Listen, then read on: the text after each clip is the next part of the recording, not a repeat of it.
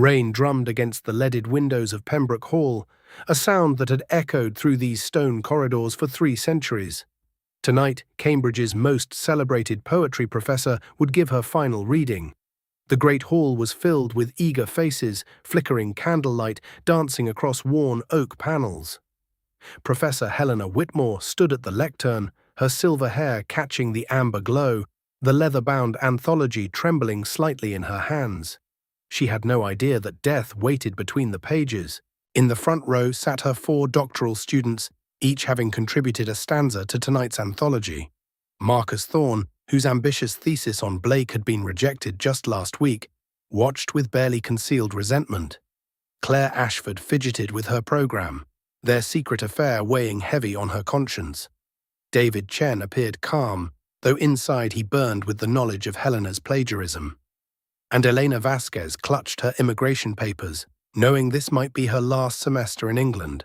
4 students, 4 stanzas, 4 reasons for murder. Helena began to read, her rich voice filling the ancient space. Death comes not with a bang, but with whispered verse. Her fingers traced the words as she turned each page, absorbing the invisible toxin that had been mixed into the ink itself. By the 3rd stanza, her voice began to waver. By the 4th, her hands trembled uncontrollably. The final line grows dark.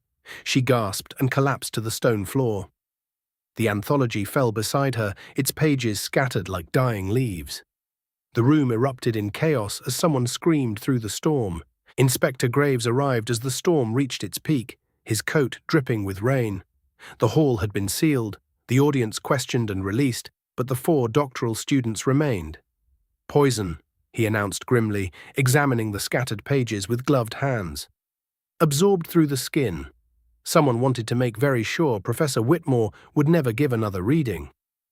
The candlelight flickered ominously as he turned to face the students. "Now then, let's discuss your contributions to this anthology. Each of you wrote a stanza, each of you had access to the manuscript. One of you is a killer." Under questioning, the secrets began to spill like ink in water. Marcus admitted his fury over his rejected thesis. "She called my work derivative, amateur. 3 years of research dismissed in 5 minutes. Claire confessed to their affair with trembling lips. "We were going to announce our engagement after tonight's reading. She was going to leave her husband for me." David's quiet voice cut through the storm. "She stole my poem about grief and published it under her name.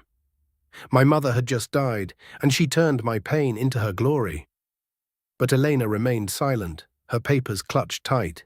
Graves examined each stanza under a magnifying glass, the candlelight revealing subtle differences in the ink composition.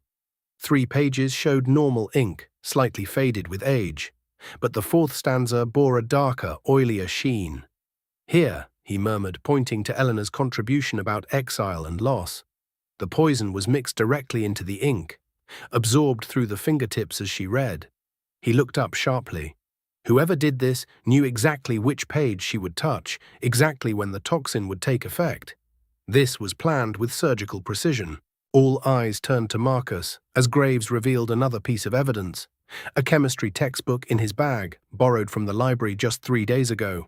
"Advanced toxicology," the inspector read aloud. Marcus's face went white.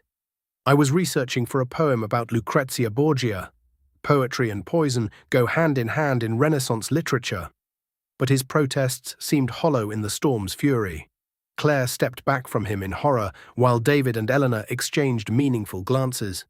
The killer smiled quietly, watching suspicion fall on the wrong person, like rain on stone. The storm raged harder as accusations flew like lightning between the students. "It had to be Marcus," Claire cried. "He was furious about his thesis." David shook his head grimly. "Claire had the most access. She was sleeping with Helena." Eleanor finally spoke, her voice barely audible above the rain. "You all had your reasons to hate her. She destroyed each of us in different ways." Graves watched them tear each other apart, noting how Eleanor directed suspicion away from herself while seeming to defend everyone. The truth was beginning to crystallize like frost on glass. Graves stepped into the candlelight, his voice cutting through the chaos. "Elena, show me your immigration papers." With trembling hands, she produced the documents. "Deportation notice, effective next month." Your funding was cut because Professor Whitmore blocked your dissertation proposal, wasn't it? Something about your work on exile poetry being too political. Eleanor's mask finally slipped. She wanted to send me back to a country where poets disappear in the night. She had the power to save my future, and she chose cruelty instead. So I chose the perfect irony, death by the very words that were supposed to give life. As Eleanor was led away into the dying storm, the ancient hall fell silent except for the gentle patter of rain against stone. The candles burned lower, casting long shadows across the scattered pages of what would be Helena Whitmore's final anthology. Inspector Graves closed his notebook and walked to the tall windows, watching the rain wash the courtyard clean. In the morning, there would be headlines about murder in the ivory tower, but tonight there was only the rain, the stones, and the whispered echoes of poisoned verse that would haunt these halls forever. Some stories once written can never be unread.